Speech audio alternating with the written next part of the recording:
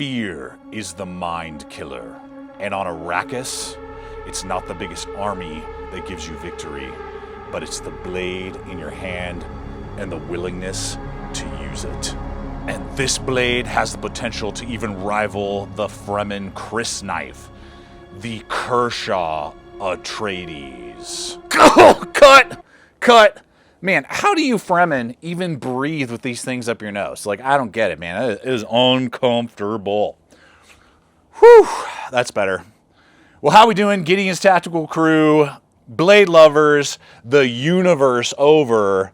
Welcome to another video where, yes, we are going to be thoroughly testing this Kershaw fixed blade named after House Atreides from the space epic Dune. Even Duncan, Idaho, has been looking forward to this video to potentially throw this on his hip as he explores Arrakis, trying to discover where the Fremen live. And regardless if you are a space nerd, sci-fi aficionado or not, we're going to have a blast putting this high-value fixed blade through its paces to see what its capabilities and limitations are here on planet Earth or on Arrakis. If you're new to the channel, welcome. I'm Aaron. This is Gideon's Tactical. Let's dive in and have a lot of fun.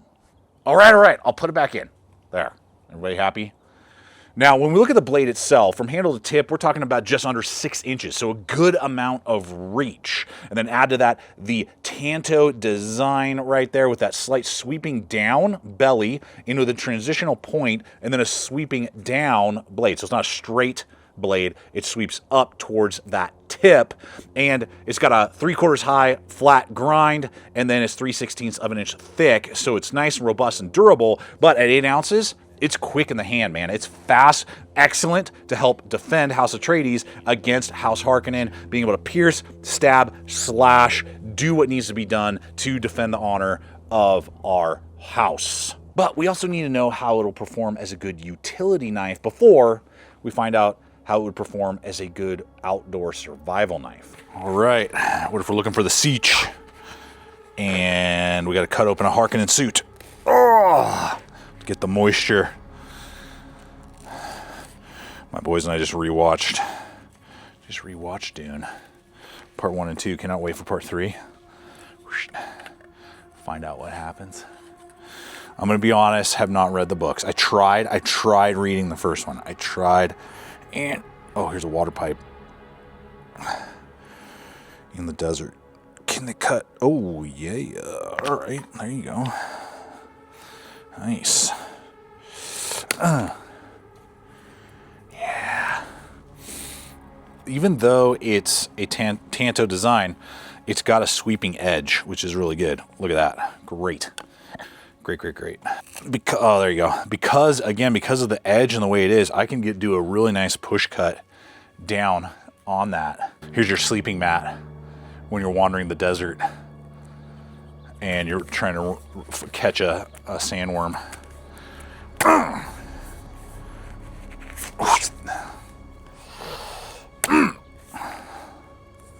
All the way through right there. Nice. A little bit. It's probably just because of the thicker stock. I'm having to put a little bit more pressure than some others I've recently done. But there you go. Oh, here's our nostril pipes, so we can breathe and suck in our air and water and all the rest. Got to readjust the size. There you go. For our suits.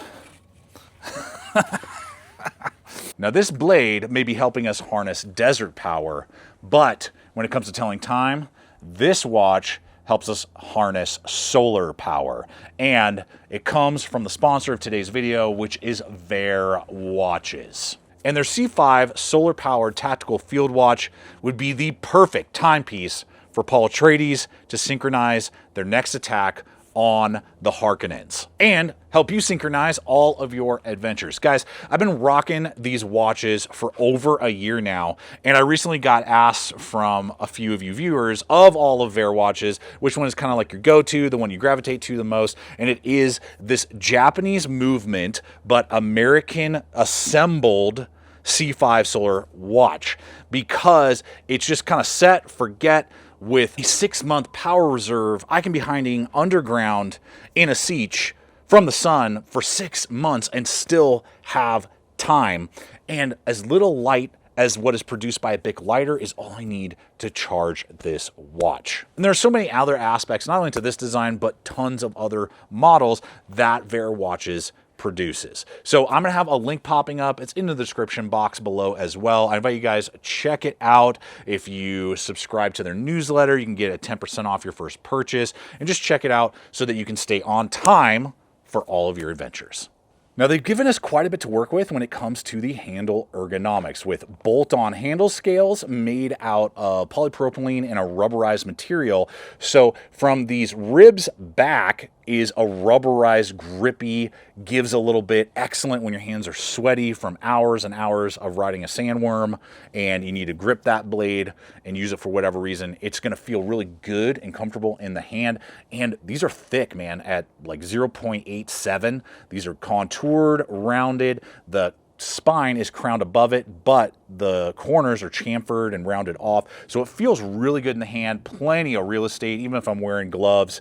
To go off the back, we got that lanyard hole if you need to. And as we move forward, we have an exposed guard here, but again, everything is, you know, cornered and rounded in tandem with those 3 ribbed lines right there and the light jimping. I felt really in control with any piercing or stabbing that I did, and didn't feel super abrupt. Even in a reverse grip, I felt really in control, but also just went with general carving, push cuts, whatever cutting I was doing. There's no hot spots on the tool because it's a really simple design, and they followed the KISS method, keep it simple, stupid, and that's exactly what they did with this handle.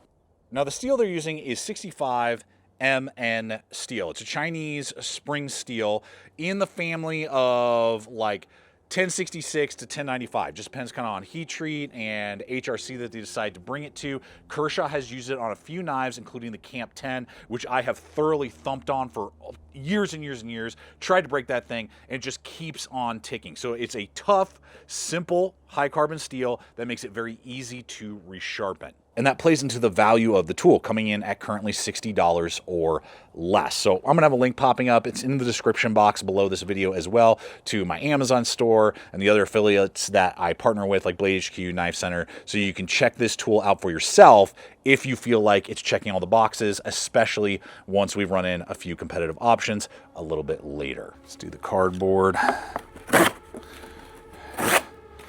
That's doing pretty good, man. That's a good stroke. It's not binding up too much. And again, because of the way the front belly is kind of curved a little bit, the transition and then the sweeping down to the guard, it means that this push cut is super organic. It just feels super like natural, like Oak Express. Now, it'd be fun to take camping, but this is not like my first choice for a camp knife. But look at that. Wow. Wow, dude. I'm digging. I am digging. And the rubberized handle, that feels really good, actually. You could. I don't see why you couldn't if you wanted to. If you want to have some fun, maybe take a Mora with you for ultimate bushcraft, and then have this as kind of just your whack around, goof off, but have fun and, you know, get to work tool. Oh, that could easily get me feather sticks for a fire if I had to. Look at that. Nice.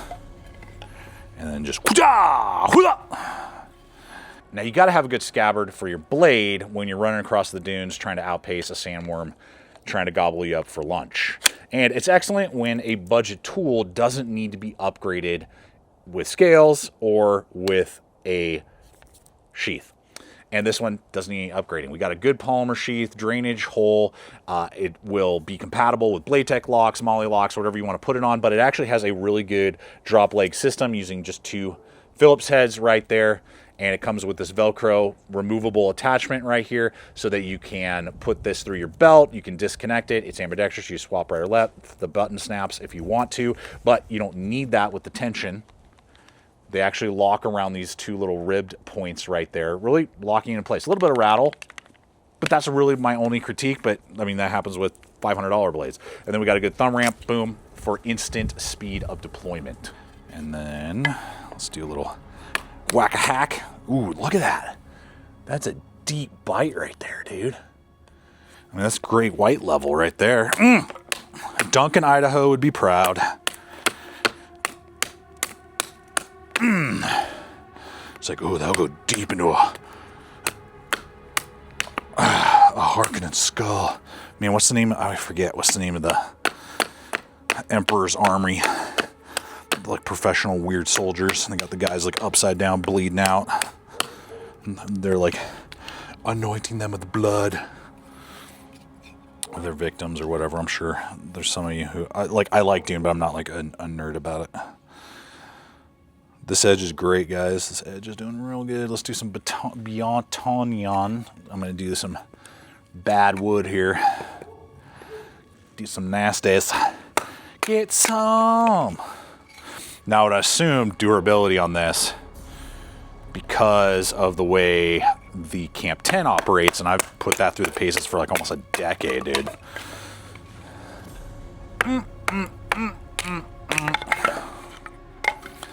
Perfect. Right through a knot. Yeah, like it was nothing. That's good. Good. Yeah, and that edge is holding up real nice. The spine is actually like milled a couple times. Kind of crazy. Now, I got a few competitive options here for us to discuss. I do appreciate Kershaw sending me this sample. They did not pay or sponsor for this video in any way, shape, or form. Now, when we look at the Atreides versus the KUBON from Cold Steel, very similar cost, maybe a little bit less still. I know it's going up in price a little bit. It's dwarf. This is not the same type of knife. This is way lighter, way thinner, way faster in the hand, hollow grind, AUS 8 steel, which is a definitely, I would say now budget stainless, whereas this again is carbon.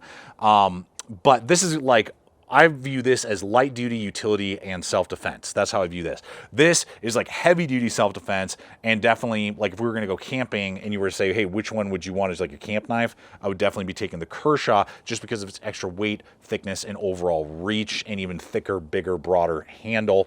And the difference probably for a lot of you maybe with the Cold Steel RECON TANTO would be that this has like bolt-on handle scales and has a broader blade with higher grind. So that would be something just kind of consider. They're all in the kind of the same price range, just giving you guys food for thought there.